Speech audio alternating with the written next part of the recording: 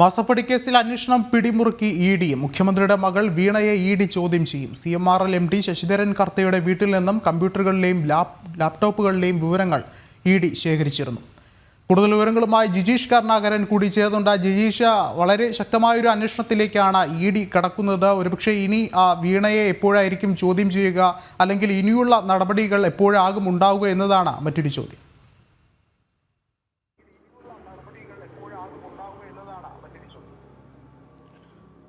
നമുക്കറിയാം, കഴിഞ്ഞ ദിവസം SFIO അത് ഏറ്റവും ശക്തമായ തന്നെ അന്വേഷണം നടത്തി.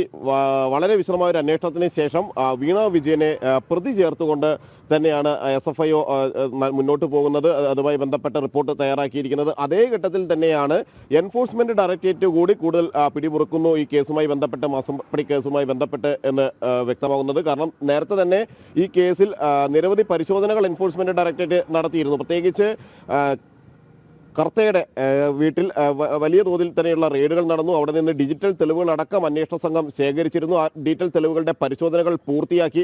മാത്രമല്ല, കമ്പ്യൂട്ടറുകളിലും ലാപ്ടോപ്പുകളിലും ഏറ്റവും പ്രധാനപ്പെട്ട സാമ്പത്തിക ഇടപാടുകളുടെ വിവരങ്ങൾ തന്നെയായിരുന്നു അന്വേഷണ സംഘത്തിന് ലഭിക്കുകയും ചെയ്തിരുന്നത്. ഇതിന്റെ അടിസ്ഥാനത്തിലാണ് ശശിധരൻ കർത്തയെ വിശദമായി അവിടെ വെച്ച് തന്നെ ഈ രേഖകളുടെ അടിസ്ഥാനത്തിൽ ചോദ്യം ചെയ്തത്. അതിനുശേഷമാണ് വീണ വിജയനെ ചോദ്യം ചെയ്യുന്ന ഒരു ഘട്ടത്തിലേക്ക് അന്വേഷണ സംഘം കടന്നിരുന്നത്. എന്നാൽ ആ ചോദ്യം ചെയ്യൽ നീണ്ടുപോവുകയായിരുന്നു. ഇതിനിടയിലാണ് തുടർ നടപടികൾ കൂടുതൽ ശക്തമാക്കാനുള്ള ഒരു തീരുമാനത്തിലേക്ക് ഇപ്പോൾ അന്വേഷണ സംഘം കടന്നിരിക്കുന്നത്. പ്രത്യേകിച്ച് കഴിഞ്ഞ ദിവസം SFIO നൽകിയിരിക്കുന്ന റിപ്പോർട്ടിൽ വളരെ വ്യക്തമായി തന്നെ ഈ സാമ്പത്തിക ഇടപാടുകൾ എങ്ങനെയാണ് നടന്നിരിക്കുന്നത്. 2,72,00,000 രൂപ വീണ വിജയൻ യാതൊരു തരത്തിലുള്ള സേവനങ്ങളും നൽകാതെ, CMRLനെ യാതൊരു തരത്തിലുള്ള സേവനങ്ങളും നൽകാതെ തന്നെയാണ് വീണയുടെ കമ്പനി എക്സാലോജിക്ക് 2,72,00,000 രൂപ കൈപ്പറ്റിയത് എന്ന് വ്യക്തമായിരുന്നു. നേരത്തെ ഇതുമായി ബന്ധപ്പെട്ട് വീണ നൽകിയിരിക്കുന്ന മറുപടികളിലെല്ലാം ചൂണ്ടിക്കാണിച്ചത് ചില IT സേവനങ്ങൾ നൽകിയിരുന്നു.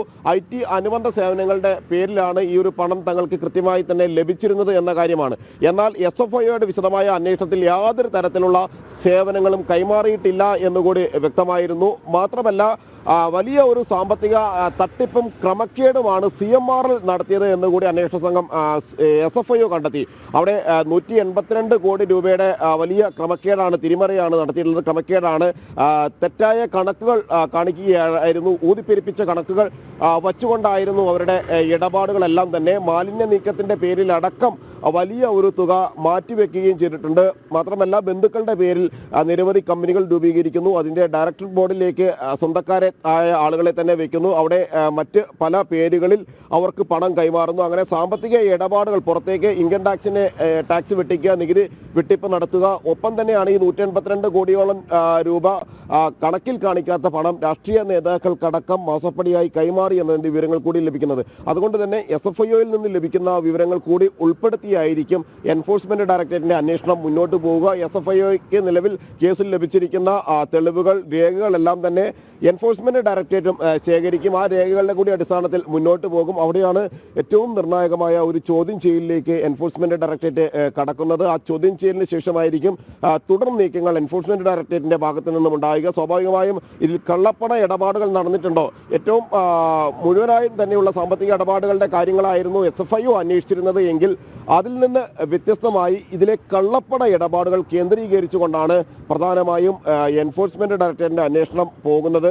നേരത്തെ തന്നെ ഇതിലെ ജീവനക്കാരെ, CMRLിലെ ജീവനക്കാരെ മണിക്കൂറുകൾ നീണ്ട ചോദ്യം ചെയ്യലിന് വിധേയരാക്കിയിരുന്നു. ഒരു പകലും ഒരു രാത്രിയും നീണ്ട ചോദ്യം ചെയ്യലിന് ശേഷമായിരുന്നു CMRLിലെ ഫിനാൻസ് ഉദ്യോഗസ്ഥരടക്കമുള്ള ആളുകളെ എൻഫോഴ്സ്മെന്റ് ഡയറക്ടറേറ്റിന്റെ ഓഫീസിൽ നിന്ന് വിട്ടയച്ചത്. അങ്ങനെ വളരെ വിശദമായ ഒരു അന്വേഷണത്തിലൂടെ തന്നെയാണ് ED കടന്നു പോകുന്നത്. ഒപ്പം തന്നെയാണ് SFIO ശേഖരിച്ചിട്ടുള്ള തെളിവുകൾ ഈ കേസിൽ പ്രധാനപ്പെട്ടതായി മാറുകയും ചെയ്യുന്നത്. ആ തെളിവുകളുടെയും സാമ്പത്തിക ഇടപാടുകൾ സംബന്ധിച്ച് ശേഖരിച്ച വിവരങ്ങളുടെയും എല്ലാം അടിസ്ഥാനത്തിൽ മുന്നോട്ട് പോകും. പല സാമ്പത്തിക ഇടപാടുകൾക്കും, CMRLുമായി നടത്തിയ പല സാമ്പത്തിക ഇടപാടുകൾക്കും കൃത്യമായ ഒരു മറുപടി, അല്ലെങ്കിൽ എന്തിനാണ് ആ സാമ്പത്തിക ഇടപാടുകൾ നടത്തിയത് എന്നത് സംബന്ധിച്ച് ഒരു വ്യക്തത വരുത്താൻ വീണ വിജയന് കഴിഞ്ഞിട്ടില്ല. നേരത്തെ SFIOയുടെ ചോദ്യം ചെയ്യലിലടക്കം, ചെന്നൈയിൽ നടത്തിയ ചോദ്യം ചെയ്യലിലടക്കം നിരവധി ചോദ്യങ്ങൾക്ക് കൃത്യമായ മറുപടികൾ നൽകിയില്ല. തുടർന്നായിരുന്നു ഈ സാമ്പത്തിക ഇടപാടുകളുമായി ബന്ധപ്പെട്ടും മാസപ്പടിയുമായി ബന്ധപ്പെട്ടും കൂടുതൽ വിശദമായ ഒരു അന്വേഷണത്തിലേക്ക് SFIO കടക്കുന്നതും 2,82,00,000 രൂപ വീണയുടെ കമ്പനിയുടെ പേരിൽ, IT സേവനങ്ങളുടെ പേരിൽ വീണ കൈപ്പറ്റിയതുമായും എല്ലാം കണ്ടെത്തുകയും ചെയ്തത്. അതിന്റെ അടിസ്ഥാനത്തിൽ തന്നെയാണ് ഇപ്പോൾ അന്വേഷണം മുന്നോട്ട് പോകുന്നത്. ശരി, ജിജീഷാണ് വിശദമായ റിപ്പോർട്ടുകൾ നൽകിയത്.